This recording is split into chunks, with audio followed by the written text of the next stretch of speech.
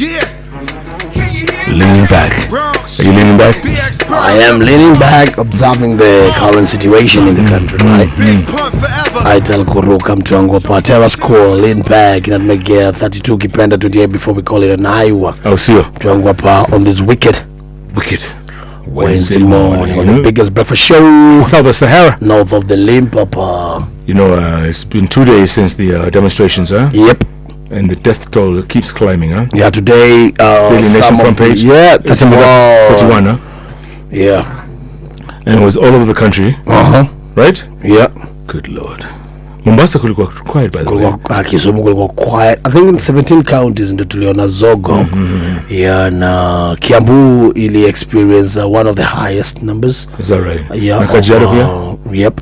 Of people who actually lost their lives, right? We're here to talk more about that and other issues. Ule bazengo ukiekelea kwenye beti na kuwa ni goal ukipenda GG Kagombe. Anasema GG kwa swag lakini ni Gabriel. Na sasa Gabriel ni watu wamesoma. Gabriel.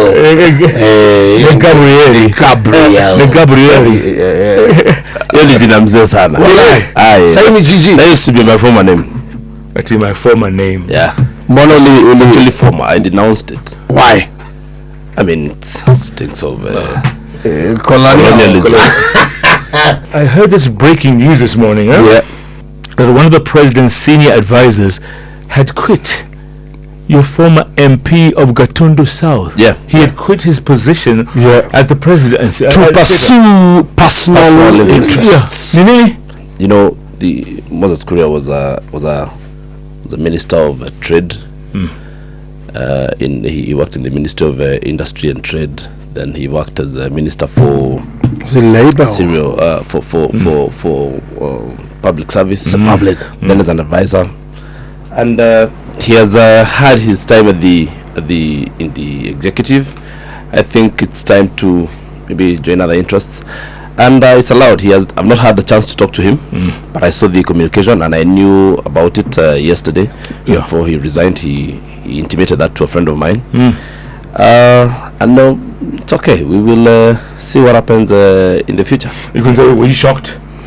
I wasn't shocked because nothing in politics happens in a vacuum. No, there's a reason, and this MP is being very guarded. Yeah, because he knows who butters his bread. I think in this country, Jeff, we are used to propaganda, and you know where I come from, and fake news, and we love it. And where I come from, we say no one dies not unless there's a hand. In the traditional Kikuyu setup, they would say that for every death, they would try and look for something. Say it in Kikuyu. In Kikuyu we say meaning that for everyone who dies, we have to look for who bewitched him. Yes. Why did he die?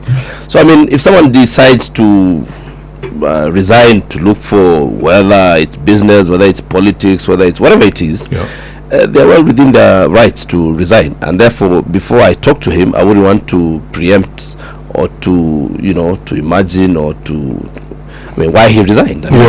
He didn't give any communication as to why. He just said that he has resigned and his boss has accepted the resignation, and we will find out in due course. I'm worried about the trends that I'm seeing recently in socially, like what happened on Monday. And I'm worried about the communication and the mode of communication that you've taken to communicate to power, to communicate to ourselves, and to communicate to generally the employers and employees and everything. And I hear the cry of the people who are out there. I see their frustration and everything, but I'm worried about how we shall, because I'm trying to imagine the same people, because when we were in the 20s ourselves, which is no long ago, when we were talking to power, we were talking to other people. When the Bax was the president, when he just came in, we were in college and at the universities, and we also talked to power. And then it so happens, natural attrition and age and everything. Now we're the people in that government. And therefore, even these people who are in the streets will also come to be the people in government, naturally. And I'm wondering how communication will be, because some of these things have been coming for a long time. Remember, Jeff, what you're finding in our government currently is not new. I mean, after independence in 1963, it happened in 1966. You know, after Kenyatta fixed his issues then because the constitution was different. When he died in 1978 and Moi took over, it happened again after 3 years in 1982. Yeah. It happened. That was actually now a real coup. You know, it was an attempted coup that involved the military and everything. You know, like M45s flew to go and bomb some places. I mean, VOK then KBC now was taken over by the military. I mean, you know, that was serious. I mean, in when Kibaki got to power in 2002, then we again had fracas in 2005. It started as going, leading us to 2007 post-election violence. It's not unusual. I mean, in 2016, Jeff, if you remember, it was just a few years ago. The most Uhuru was the most unpopular president. You know. Yeah. So I mean, this is not unusual.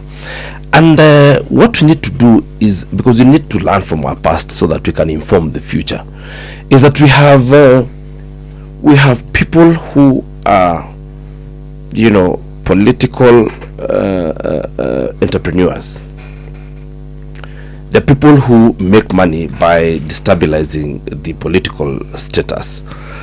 And I've said this before, Jeff, that a lot of times, even what we think, what informs what we say here, is not necessarily our thinking. If you're Kenyan and one day you're discussing LGBTQ, for instance, because those are things that are, those are topics that are well within our confines and within our society, it's not our manufacturing. I mean, I don't think as Kenya, if we're just living within the confines of Kenya, we would be discussing LGBTQ issues right now, because we have far more pressing issues to discuss. I mean, the people in the streets are not discussing LGBTQ issues because they are not innate to us. They are not actually our problems, but they have come to us, and in the future they're going to inform our conversations and our decisions and our laws and our constitution in the future, because there's something called social engineering. Yeah. And therefore I've said it before, the same issues that we have, you know, and Jeff, I want to remind you that this problem that you're seeing here, this eruption, was actually meant to happen in 2020. Remember the first curfew? Remember how it was taken? Do you remember why we were fighting with the curfew when it was imposed? During COVID, you mean? Yes, when the first curfew day was imposed. Yes, 47. Yes. It was to curb political uprising. No. There was it was for COVID, but you know why there was a lot of resistance is because the opposition then had asked people to be in the streets, if you remember. You know, and there was a build up to it. There's a build up to coming to March 2020. So then COVID came and destabilized us a little, and then we forgot a lot of things, and then immediately when we're coming from COVID, then we're coming to elections, and there was a promise of good governance, and of course during elections there's a lot of things are said, and we're carried away, and we've just come and settled and said, wait a minute, we were supposed to be in shit, we're actually in shit. So what do? Let's go back to the streets. So this thing was meant to come, and why do I say this, Jeff? I say this as an economist because we have do we have a problem? Yes, we have a huge problem, big problem, huge. We have a huge problem. Do we have solutions? Because to a country that has more than double deficit, that whose deficit in balance of payment doubles our exports and our earnings, we are in trouble. Big time. Big trouble. And this trouble is way beyond William. This trouble is way beyond the current regime. This trouble is systemic. Our biggest trouble, Jeff, that we cannot solve, whether we like it or not, we'll have to come and circumlocute that trouble. I like that word. Circumlocute. We'll only have to do that because we can't face it. I mean, there's no way. The biggest problem we have in this country is our land use policy. Explain further, Mahesh. Our land use policy is such that it's so expensive to our economy. It's so expensive. Our land use policy as is now cannot even be fed. Cannot be fed by by systems like China and other places if they were living the way we live. What I say is, why our economic infrastructure is the way it is architectured, the architecture of our economic infrastructure is that we own land as private individuals, and therefore I could own all this parcel of land, like this place where we now have some petrol station just outside here. That parcel of land has been idle for the longest time until maybe 2-3 years ago. It was a factor of production. Is now making sense right now that it's being used, but at that time we could not have done anything with it. That's number one. Number two, we have a lot of agricultural land that is not under production, that is supposed to be feeding into our economy.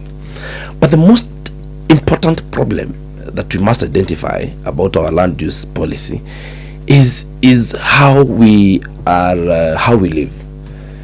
We saw everybody stays at their own corner, and the government must meet them, must take a road to them, must take a school to them, must take healthcare to them, must take a police station and security to them, must take water, electricity, and all other utilities. Yeah, these are the things, Bona Gigi, that the youth have been agitating. And yesterday, I think, Deputy President came and said that joblessness is part of the reason as to why we have the problem that we are currently facing.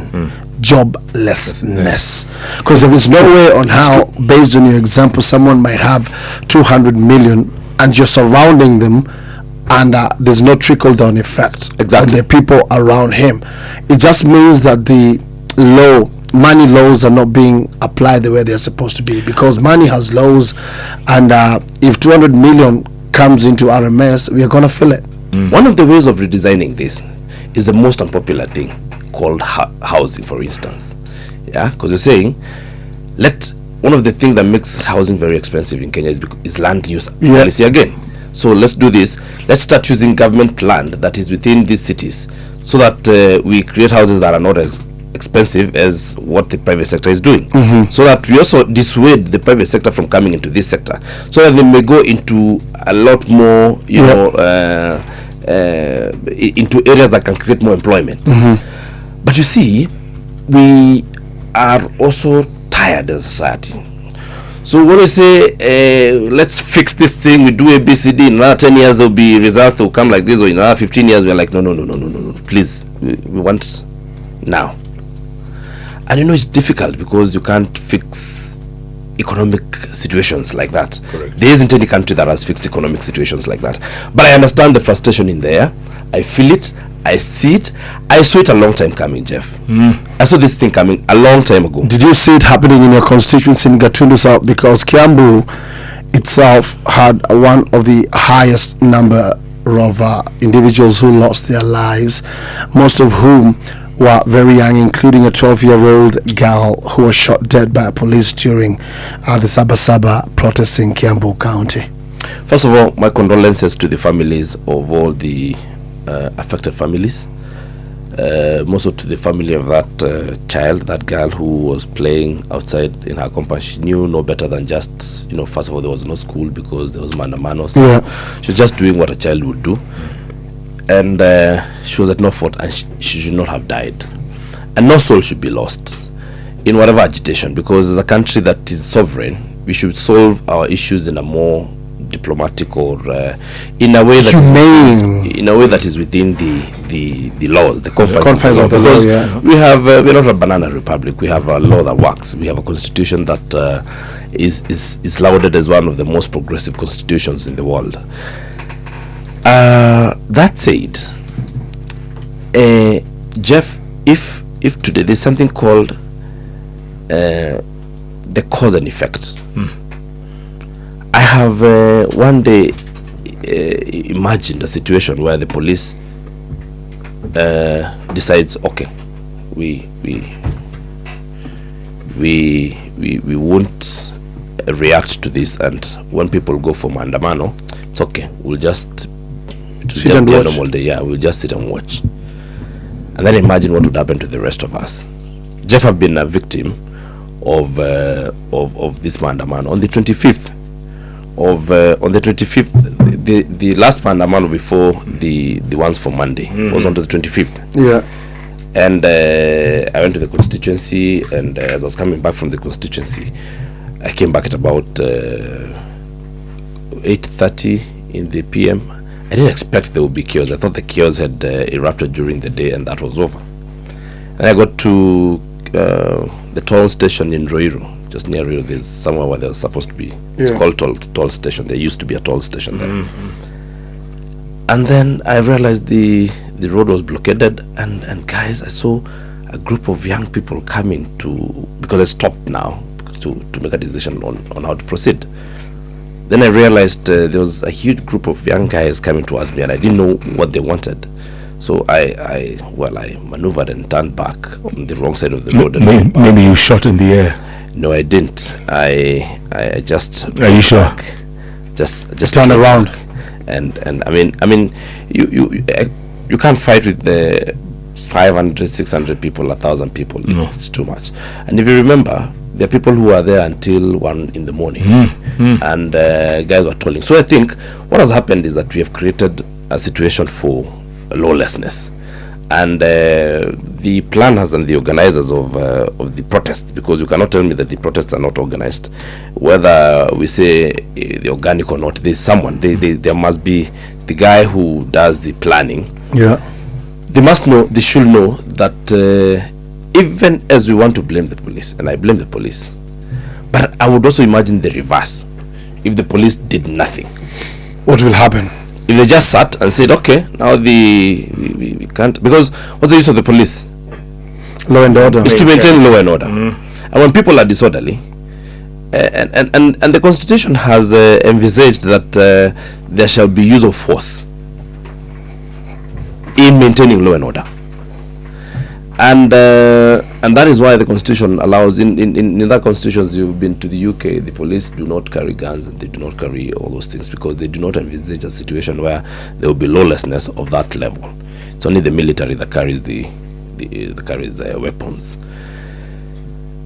So in our constitution, the constitution itself envisaged that there will be that, and that's why it allows the police to carry firearms. So we must agree that these rights to picket, to protest, to demonstrate, to do all those things, they must have a limit. And we have a writ of law that says that your right stops where mine begins. In every jurisdiction, in every country, in every constitutionalism, your right stops where mine begins. And therefore, I want to ask of these business people. I mean, the guys of the owner of Magunas. Really, what is it? He's not a politician. He's not Ruto. He's not Kasongo. He's never vied for any position. He's just a businessman. He's like you and Igonza. So why touch his business? The guy of Moya, of Nice Rice Millers. Yeah. Why touch his business? I mean, all the people whose businesses in Nairobi are touched and everything. I mean, I saw the church in Kiambu come down. You know, why? How? What does that got to do with anything? With unemployment? What has a church got to do with unemployment? Even hospital in Kitengela thing. Well, I want to say it has a lot, but not in the face of it. But the hospital in Kitengela and in Kajiado in Ngong. I mean, really. We had incidents of utter lawlessness and people who took advantage of Sabasaba to actually just profiteer one way or the other at the expense of those businessmen and women.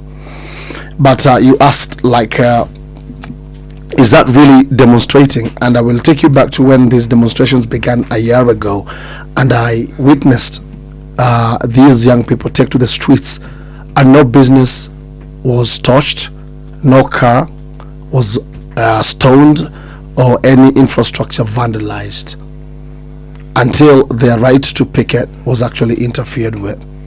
And we've had videos circulating where the GenZs actually are the ones who are protecting, and cars were parked in the CBD, for instance, and no one dared touch any of those. So that was a demonstration that it can happen in a peaceful manner. Igunza, I hear you. But Do you agree, first of all, during the very initial stages, I hear you. I hear you. That I we hear did you. it properly? Igunza, Yeah. you know, you're very theoretical. Yeah. That's theory. Don't tell me about what should have happened. Tell me about that guy who had his business in Nyamakima touched and now has no livelihood. Tell me about him. Don't tell me about what should have happened. Those are stories. And I'll ask you. Tell me. Yes, and I'll ask you. No, let's address reality. It's true. Tell me what is your message? It is wrong. Message to Miguna. It is wrong. Agunandos. It is wrong. It's unfortunate. So it doesn't matter what the intention was. It does not matter what the intention was. Okay. Just like I cannot justify loss of lives. Precisely, because I'm asking the same. What those parents who've lost their kids, who weren't even Let me finish. demonstrating. The same way I cannot justify killing of anybody, whether there was good intention or bad intention. You cannot justify it. All right? It's the same way you cannot justify calling for mandamano, knowing very well that on 25th people lost businesses, lives are lost, and you do it again on Monday, and you want to do it next week and the other week. You cannot justify it. Someone has to take responsibility. Either way, Both ways. both for the loss of life and loss of property. I am bringing you to the writ and to the concept of cause and effect.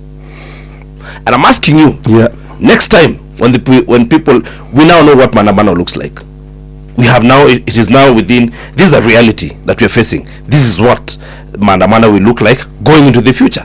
If you walk around this town, you go walk around Kilimani and Kileleshwa Estate, you'll find nationals of Sudan nationals, you'll find Somali nationals, Congolese, you'll find people from Burundi, you'll find people from Eritrea, you'll find people from all those areas. And you know, Central African Republic, you'll find them in this country. And by the way, they're not here for fun. My Baba comes from Burundi, and he told me the other day that people don't know, people underrate peace. People do not know the value of peace until they don't have it. So even as we agitate ourselves, even as we create these things, even as we want to point at the police, even as we want to point at Kasongo, and by the way, whichever way, William Ruto will leave the presidency at some point. Whichever way, he will leave at some point. The constitution envisaged that the longest he'll be there is up to 2032, the longest. But after he leaves, because we've been here and we've seen, in my short few years, I've seen Moi, he came and went. I've seen Kibaki, he came and went. I've seen Uhuru, he came and went. Ruto will also go at some point. But this country shall remain. We must think beyond William Ruto, and we must stop thinking that everything is William Ruto. Because when a child is shot in Kiambu, sincerely speaking, before we get to the president, there's the actual guy who shot. There's an OCS, there's an OCPD, there's there's a DIG, then there's a IG, then there's a PS interior, then there's a CS interior, then there's a DP, then there's, that is the line of command. But I think we have questioned everything and put one person at the helm of it, and we just want to talk about it, and therefore everything is personified with around the president. Okay. Right, Mahesh, we'll get to speak another time, huh? To appreciate Sana, thank you very much. Thank you. You're not addressing government, telling them they should also rethink on how they can address these issues that the population is raising, Bwana Mheshimiwa. Because there's a reason as to why people are taking to the streets. There is no denying that we have a rampant unemployment, and we have uneducated youth that has no jobs despite going to school. I saw a clip of a lady saying, in the build up to the 25th, there were a lot of interesting things happening. When you see people making fun of death, you saw the issues around Anne Mwangangi. Is she called Anne? Or Umasi? The beautician, yeah. Beautician. And I saw a whole page of young people saying there was a whole thing addressing they were ready to be taken to the morgue. Mimi unieke kwa dirisha niko na shida ya kupumua na nini. Mimi unieke hapo karibu na demu nono. Yes. Mimi, you know those things, yeah? When people start making such jokes, then now you get a little worried, because you see desperation, and you see despair, and you see, you know, because when people get despair, then they have nothing much to lose, and that's why you find someone just facing a police officer. You know, the fact that you have a right, you know, accidents happen. You know, I wouldn't go and face a police officer and agitate him when he's wielding a gun, because there's that, whether he will be arraigned in court and jailed or not, then my life will be on the line. You get what I mean? So there's that thing that would, and I know the GenZs say that we are cowards and all that, but that's to me that's very scary. That you have so little to lose that you don't care facing throwing stones at an armed police officer, whether there is law or not. You know, I wouldn't do that personally. But so saying we need to rethink this thing, and we must agree that there are people who profiteer from this chaos and this anarchy, and the calling, the branding of this maandamano as Gen Z protests is someone who sat somewhere and coined that name. You know, because they're not, these protests were not against a generation or something. It was about the protests were about the tax act, or the finance act. The finance act affects all of us. It's not about the Gen Zs. The people who are affected in manufacturing and importation and everything is more the other generations than the Gen Zs and the Gen Alphas.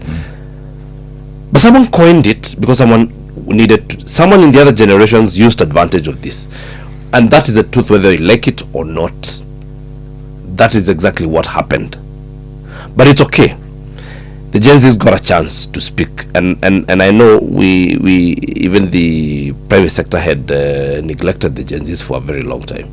If you remember, Jeff, the generation before Gen Z's, the millennials, if you look at the attention that companies give them, you know, Safaricom, if you look at the things that we engaged in, that even the corporate world funded, you know, like in the last 10 years we had rugby all over. It was such a big deal, and corporates came and funded them, and Safaricom had products every day to look at that generation. The government was looking at that generation, and you see the interpretation of government, and I agree about the youth, is someone below 35. So the kind of projects and the kind of thinking that has been there in the past, thinking about the youth, leaves out this guy between the age of 18 and 25, or who is now the actual Gen Z, and thinks about people who are just about 35 there, boda guy, you know. When you say youth, we're imagining it's a guy who has a family and any those things, yeah. But even these people are youth, and we have not really looked at them. So I feel it. I look at it from a social perspective. I feel that they've been neglected by government, by private sector, by the church, by everyone. So they got a place to speak. Mahesh, bottom line, is there hope? There's hope, but the hope that we have will only make sense and will only be hope if we are patient, because we won't have an instant a microwave. You cannot microwave an economy. You cannot microwave employment. We will need to go through the motions, and that is something we must do. And number two, we must also be willing to create to help each other and stop this division of people, because the people who are taking advantage of this, for example, if you look at what this maandamano have now come, of the 15 counties that had maandamano yesterday, only the day before yesterday, only Kisii, Kakamega, Kitui and Machakos were non-Kikuyu or non-Kikuyu areas. Yeah. So there's something else that is coming out. That there are people who are taking advantage of the situation that is. And the people, and Maisha Mbaya, as Moi said, Maisha Mbaya. And what you're seeing is that the people who are now suffering are people from one community. The businessmen from one community. And I've seen the orchestrators of this Manamano are trying to create a hashtag that we are all Kikuyus. I've seen that thing saying that if then it's only in Kikuyu land, then I'm also Oluoch Kamau, or I'm also Amina Kamau. You know, I've seen those things trying to come, but I can see them for what they are, because that's propaganda and that's how it's cooked. Because the truth is that where action was packed in the mountain region, and you would definitely see things. If you're honest with yourself, you would see a lot of correlation between the leadership around there and the actions that happened. So I would say that I was encouraged by what I saw in when our own Faith Kipyegon did the broke out last week in Tibet. You realize there were so many other people who are only in that race to be besetters, and these are people who are accomplished in their own rights. You know, some of them are world record holders, but for this particular race, they came to be besetters. You saw that lady, the first person who was ahead of Faith Kipyegon until the last lap, and then she exited. She had finished her purpose. Teamwork is what we shall need in this country. It doesn't have to be me and myself. That if it's not me, then it's nobody else. That I must be the one shining. I was really informed and impressed by that teamwork. That we say this is about faith, and all of us, we also can win this race, but we shall allow Faith to win, and we shall be best setters for her so that she shines. We must allow some people to, the person who is now in power, the person who has been given the mandate to rule and steer this country, we must allow them some time, some space, until we realize, okay, we gave you your chance, you didn't, you messed with it, you fumbled. Now please give way to better ideas. And there comes a time, but if we don't get to give a chance to that leadership, even when we'll be changing it, we will not have something to compare with. We won't say we gave you this chance, we gave you this opportunity, you didn't do this, and therefore you are changing. And then we will keep doing that over time, and ultimately the person who will suffer the most is you and I, the common mwananchi. Absolutely.